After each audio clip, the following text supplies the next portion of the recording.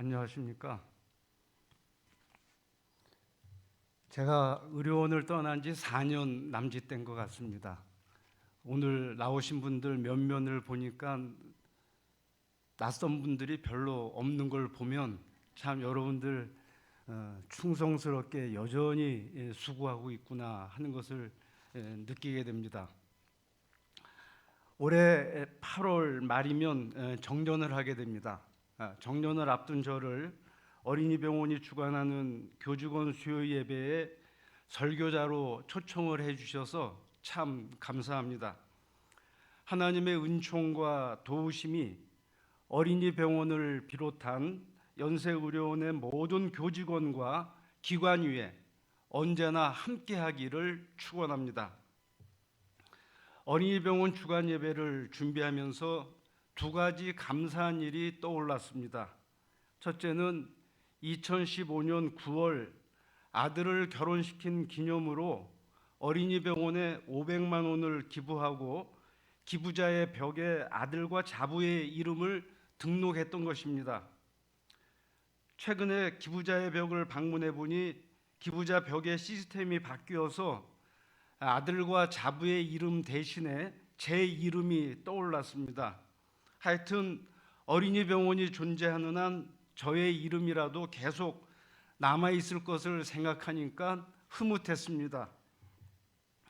2019년 8월 세브란스 병원 산부인과에서 손자가 태어났고 손자가 잔병 치료할 때마다 어린이병원을 방문해서 치료했습니다.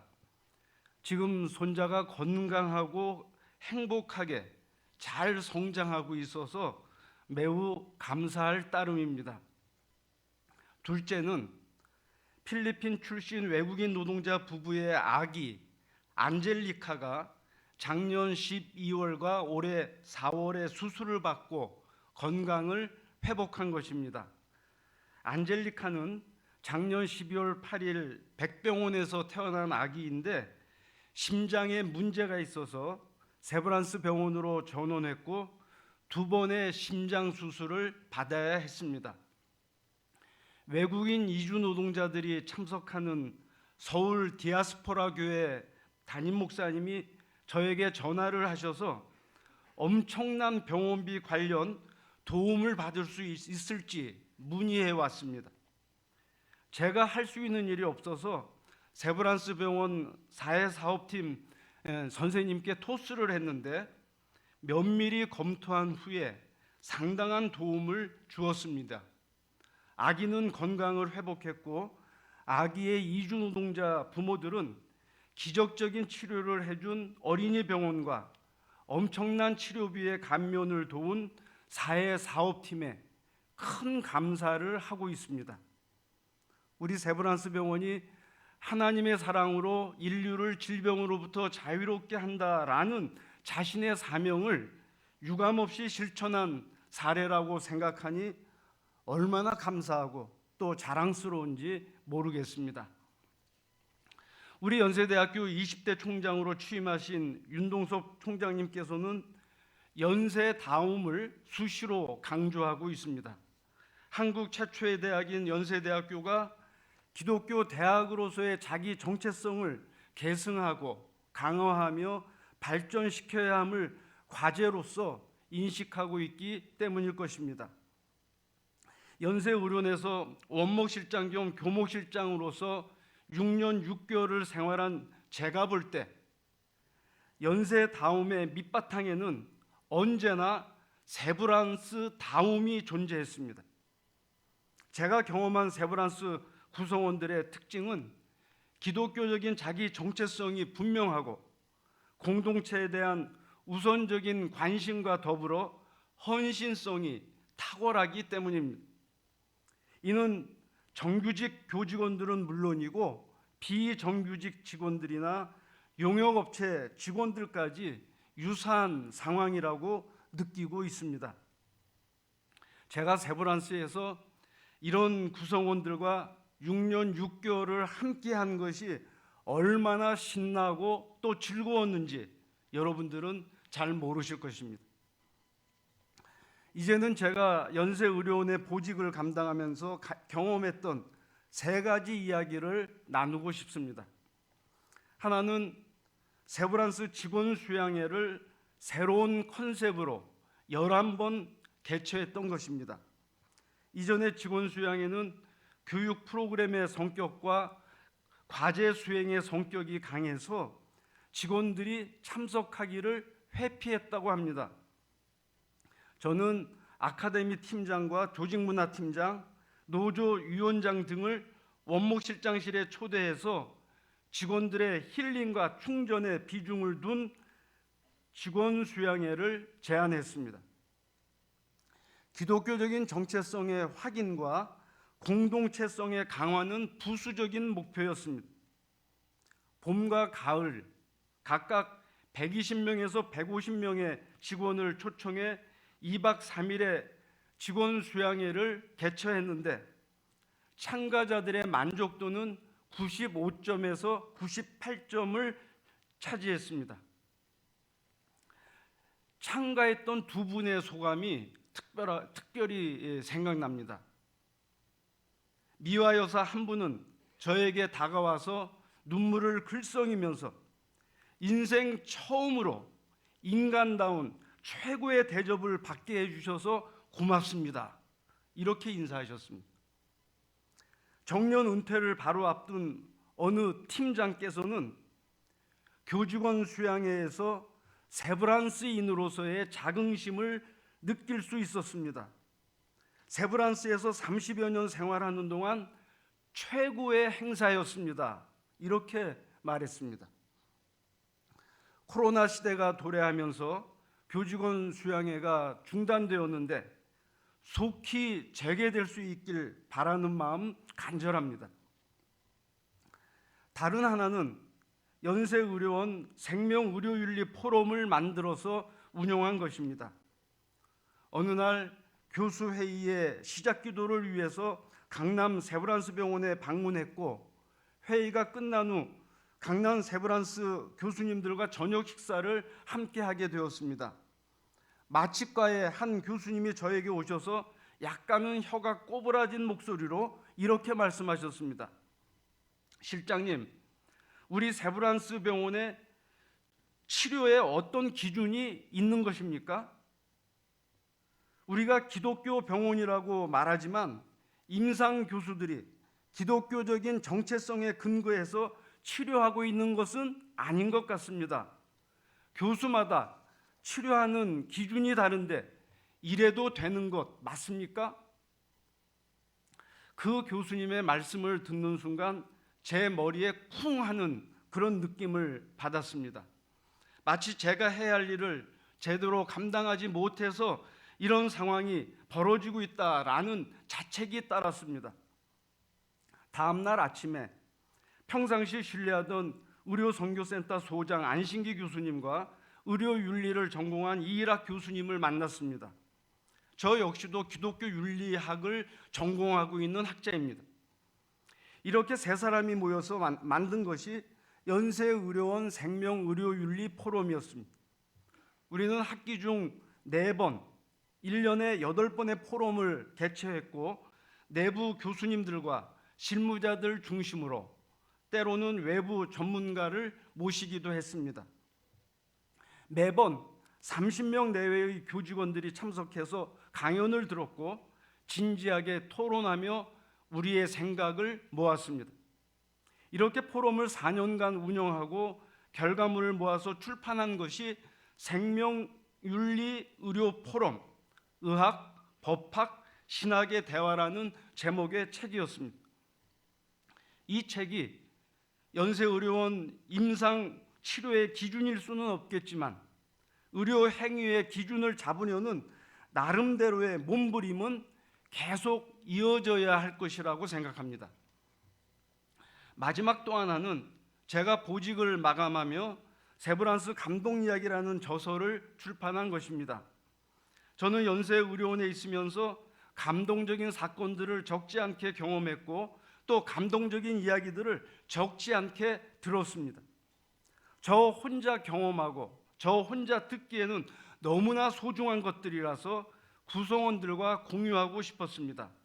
더욱이 연세의료원 바깥인 본교 캠퍼스에서 생활하던 저의 시각이 내부 구성원들보다는 훨씬 더 객관적일 수 있겠다라고 생각했습니다.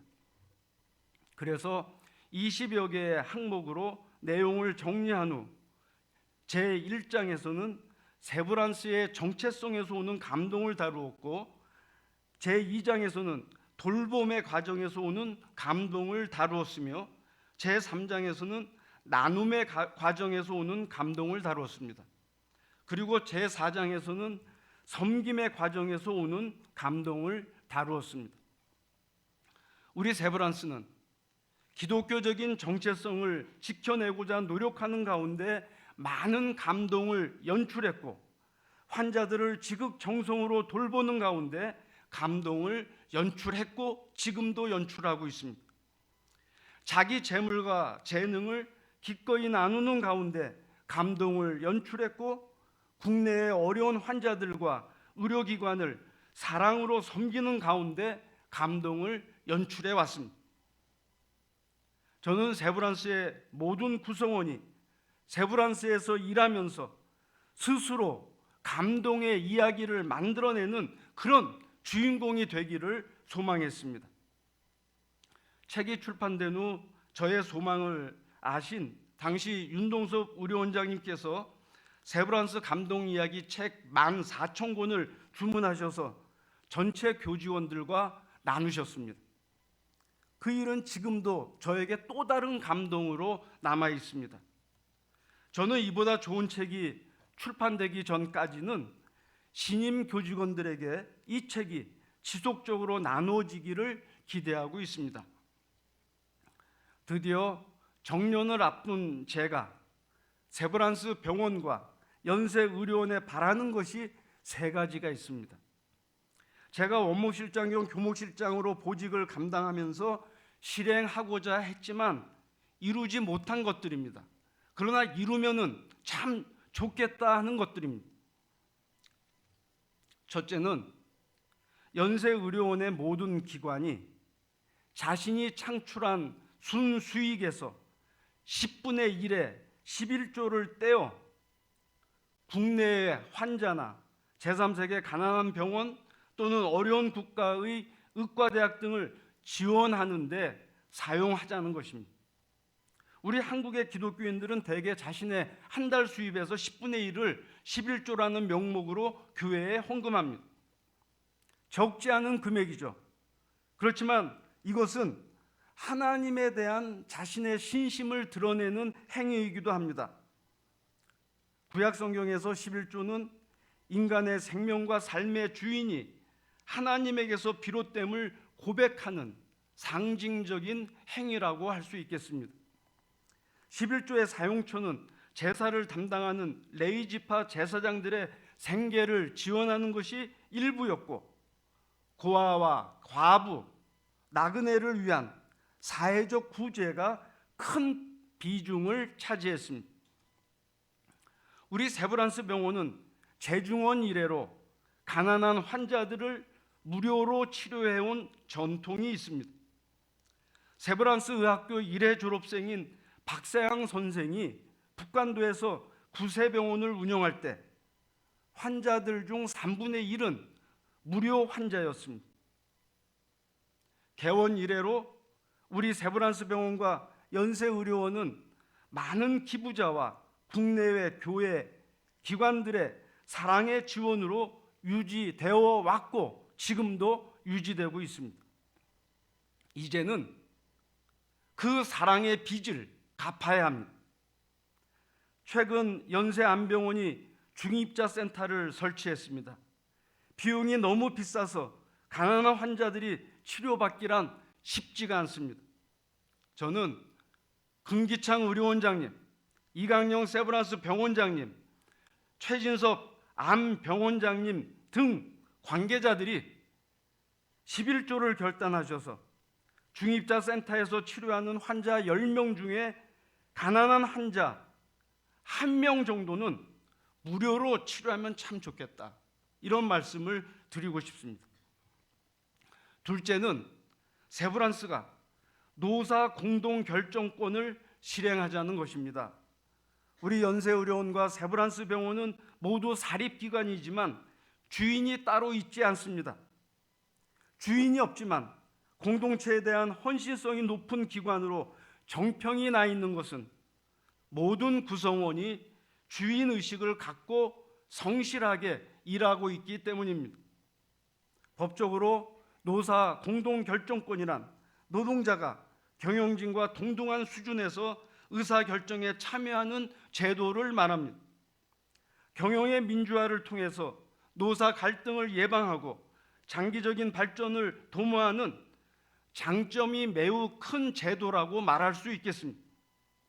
아직 한국 산업계에서는 별로 실행이 되고 있지 않지만 독일, 스웨덴, 네덜란드 등 선진 국가들에서는 보편적으로 실행되고 있는 제도입니다. 기독교 기관인 연세의료원과 세브란스 병원은 하나님이 주인이십니다. 그리고 경영자든 노동자든 모두가 하나님의 일꾼들, 하나님의 청지기들입니다.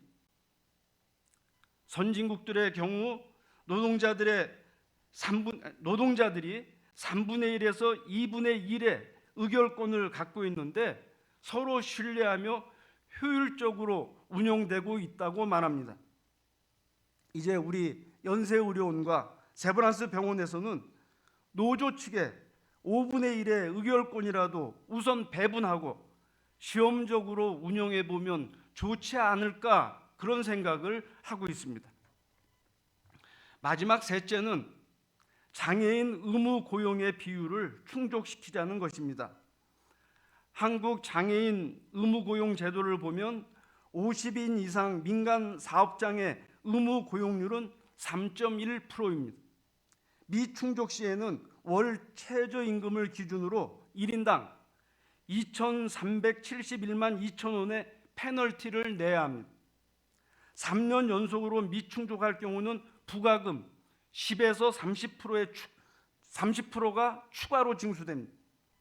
그러나 의무 고용률을 초과할 시에는 월 50만 원에서 120만 원까지 지원받을 수 있고 소득세와 법인세의 5%에서 10%를 감면받을 수 있습니다. 게다가 장애인 편의시설 설치비 2억 원까지도 지원받을 수 있습니다. 그런데도 한국의 적지 않은 기업들이 페널티를 감수하고 있고 우리 세브란스 병원도 예외가 아닙니다. 현재 세브란스 병원은 장애인 직원 205명을 고용하므로 전년 대비 38.5% 고용률이 상승한 것을 확인할 수 있었습니다. 하지만 미고용인의 수가 여전히 170명이나 됩니다. 이로 인해서 40억 원 정도의 페널티를 내고 있을 것이라고 추정할 수 있겠습니다. 그러나 장애인 고용은 법적 의무일 뿐 아니라 우리의 사회적 책임입니다. 장애인과 비장애인 모두 하나님의 형상으로 지음받은 존엄한 존재들이고 더불어 살아가야 할 우리의 형제, 자매들이기 때문입니다. 그러므로 기독교 기관인 우리 연세의료원과 세브란스 병원이 어느 기관보다 앞장서서 장애인 고용률을 충족시키고 강화할 것을 제안하고 싶습니다. 사랑하는 연세의료원 교직원 여러분, 제가 좀 주제 넘은 말씀을 드린지 모르겠습니다. 많은 기독교인으로서 기독교적인 정체성을 갖고 기독교 기관에서 일을 한다고 하면 기독교적인 그런 가치를 실현하는 일에 앞장서야 되기 때문에 감히 이런 말씀을 드린 것입니다. 예수께서는 어린 시절에 키와 지혜가 자랐고 하나님과 사람에게 더욱 사랑받았다고 했습니다. 키와 지혜의 자람은 육체적인 건강과 정신적인 건강을 의미하고 하나님과 사람에게 더욱 사랑받았다는 것은 영적인 건강과 사회적인 건강을 의미합니다. 우리 한 사람 한 사람도 어린 예수처럼 육체적으로나 정신적으로 영적으로나 사회적으로 더욱 건강한 삶을 살아갈 수 있기를 소망합니다. 뿐만 아니라 우리 연세의료원과 세브란스 병원도 운영의 모든 측면에서 더욱 건강한 기관으로 우뚝 자리 잡을 수 있게 되기를 소망합니다. 오늘 세브란스 다음을 찾아서 실천하기로 작정하는 여러분을 통해서 하나님의 사랑과 자비가 온 누리에 가득 넘치게 되기를 살아계신 예수 그리스도의 이름으로 축원합니다. 아멘.